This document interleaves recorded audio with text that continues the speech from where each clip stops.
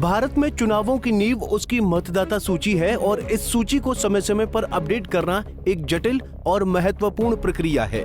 मतदाता सूची में नाम जोड़ने या हटाने की प्रक्रिया को ही वोटर लिस्ट रिवीजन कहते हैं। इस प्रक्रिया में पहचान के प्रमाण के तौर पर दिए जाने वाले दस्तावेजों को लेकर अक्सर विवाद होते रहे हैं। हाल ही में बिहार में चल रहे वोटर लिस्ट रिवीजन यानी SIR के दौरान भी ऐसा ही एक बड़ा विवाद खड़ा हो गया था। ये विवाद इस बात पर भी था कि क्या आधार कार्ड को पहचान के प्रमाण के तौर पर स्वीकार किया जाएगा या नहीं। अब इस मामले में सुप्रीम कोर्ट ने एक बड़ा और निर्णायक फैसला सुनाया है, जिसने पूरे देश के लिए एक महत्वपूर्ण मिसाल कायम की है। सोमवार को दिए गए अपने फैसले में सुप्रीम कोर्ट ने ये स्पष्ट कर दिया कि आधार कार्ड को वोटर लिस्ट में नाम जोड़ने या संशोधन के लिए एक वैध पहचान प्रमाण पत्र माना जाएगा। ये फैसला न केवल बिहार में चल रही प्रक्रिया के लिए महत्वपूर्ण है, बल्कि भविष्य में होने वाले सभी वोटर लिस्ट रिवीजन्स के लिए भी एक स्पष्ट दिशा निर्देश है।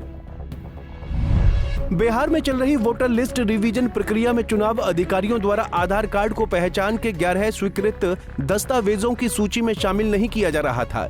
इस बात ने कई योग्य मतदाताओं के लिए मुश्किलें खड़ी कर दी, जिनके पास अन्य कोई वैध पहचान पत्र नहीं था या जो आधार कार्ड को ही अपनी प्राथमिक पहचान मानते थे। इस स्थिति को लेकर कई याचिकाकर्ताओं ने सुप्रीम कोर्ट का दरवाजा खटखटाया। याचिकाकर्ताओं की ओर से पेश हुए वरिष्ठ अधिवक्ता कपिल सिब्बल ने अदालत के समक्ष ये तर्क दिया कि चुनाव अधिकारियों को, विशेषकर बूथ लेवल ऑफिसर्स को, नागरिकता का निर्धारण करने का अधिकार नहीं है। उनका काम केवल ये सुनिश्चित करना है कि आवेदन करने वाला व्यक्ति अपनी पहचान साबित कर सके और वो पात्र हो। सिब्बल ने कहा कि सुप्रीम कोर्ट के पहले के आदेशों के बावजूद BLO केवल 11 दस्तावेजों को ही स्वीकार कर रहे थे और आधार को जानबूझकर नजरअंदाज कर रहे थे, जो कि अदालत की अवमानना है। उन्होंने ये भी जोर दिया कि आधार को पहचान के तौर पर स्वीकार किया जाना चाहिए, ताकि योग्य लोगों को उनके मतदान के अधिकार से वंचित न होना पड़े। इस मामले में सुनवाई करते हुए जस्टिस सूर्यकांत और जस्टिस बागची ने कई महत्वपूर्ण टिप्पणियां की। जस्टिस सूर्यकांत ने कहा कि कानून साफ है, आधार एक आधिकारिक दस्तावेज है। उन्होंने कहा कि चुनाव आयोग को इसे स्वीकार करना चाहिए और इसकी प्रमाणिकता की जांच करनी चाहिए। जस्टिस बागची ने भी इस बात को पुष्ट किया कि पासपोर्ट और जन्म प्रमाण पत्र के अलावा कोई भी दस्तावेज निर्णायक नागरिकता प्रमाण नहीं है। उन्होंने इस बात पर जोर दिया कि आधार को पहचान के तौर पर शामिल करना बेहद जरूरी है। अदालत ने यह भी स्पष्ट किया कि यदि कोई व्यक्ति सिर्फ आधार कार्ड के साथ आवेदन करता है तो चुनाव आयोग उसकी गुणवत्ता और वास्तविकता की जांच कर सकता है। ये सुनिश्चित करता है कि इसका उपयोग अवैध गतिविधियों के लिए ना हो। ये एक संतुलित दृष्टिकोण है, जो जहां एक ओर नागरिकों को सहूलियत देता है, वहीं दूसरी ओर चुनावी प्रक्रिया की पवित्रता को भी बनाए रखता है।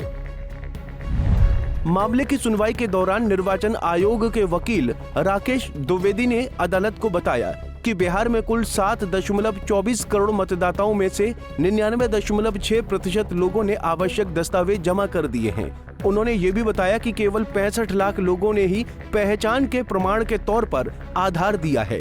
आयोग ने ये स्वीकार किया कि आधार को डिजिटल रूप से अपलोड किया जा सकता है, लेकिन उन्होंने ये भी दोहराया कि आधार नागरिकता का प्रमाण नहीं है। उन्होंने ये भी बताया कि इस प्रक्रिया के दौरान 0.3% लोग ऐसे पाए गए जो अवैध प्रवासी थे और जिन्हें मतदाता सूची में शामिल नहीं किया जा सकता था। ये बताता है कि चुनाव आयोग प्रक्रिया में पारदर्शिता और सुरक्षा बनाए रखने के लिए प्रयासरत है। सुप्रीम कोर्ट ने इस पूरे मामले पर विचार करने के बाद एक स्पष्ट और ऐतिहासिक आदेश जारी किया। इस आदेश में आधार को 12वें दस्तावेज के रूप में स्वीकार किया जाए। कोर्ट ने स्पष्ट रूप से कहा कि अब से आधार कार्ड को उन 11 मान्य दस्तावेजों के अलावा 12वें दस्तावेज के रूप में स्वीकार किया जाएगा, जिनका उपयोग पहचान प्रमाण के तौर पर किया जाता है। पहचान के लिए, मान्य नागरिकता या निवास के लिए नहीं। ये सबसे महत्वपूर्ण स्पष्टीकरण है। अदालत ने साफ कर दिया कि आधार का उपयोग केवल व्यक्ति की पहचान स्थापित करने के लिए होगा, न कि उसकी नागरिकता या निवास का प्रमाण मानने के लिए। जांच का अधिकार सुरक्षित। चुनाव आयोग और उसके अधिकारियों को आधार कार्ड की प्रमाणिकता और सही होने की पुष्टि करने का अधिकार होगा। स्पष्ट निर्देश जारी करने का आदेश।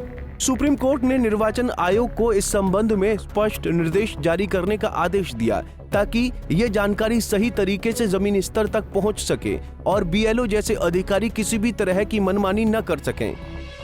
ये फैसला भारत की लोकतांत्रिक प्रक्रिया में एक नया अध्याय जोड़ता है। ये न केवल लाखों योग्य मतदाताओं को राहत देगा बल्कि मतदाता सूची संशोधन प्रक्रिया को और अधिक समावेशी और सुलभ बनाएगा।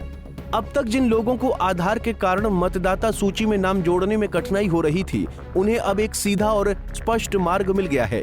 ये फैसला तकनीक और लोकतांत्रिक प्रक्रिया के बीच एक स्वस्थ तालमेल को भी दर्शाता है।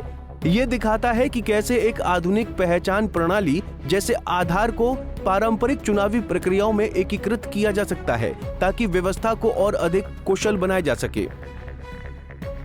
इस फैसले के बाद उम्मीद है कि भविष्य में वोटर लिस्ट रिवीजन्स में इस तरह के विवाद कम होंगे और चुनाव आयोग भी अपनी प्रक्रियाओं को और अधिक सुचारू और पारदर्शी बनाने के लिए आधार का प्रभावी ढंग से उपयोग करेगा।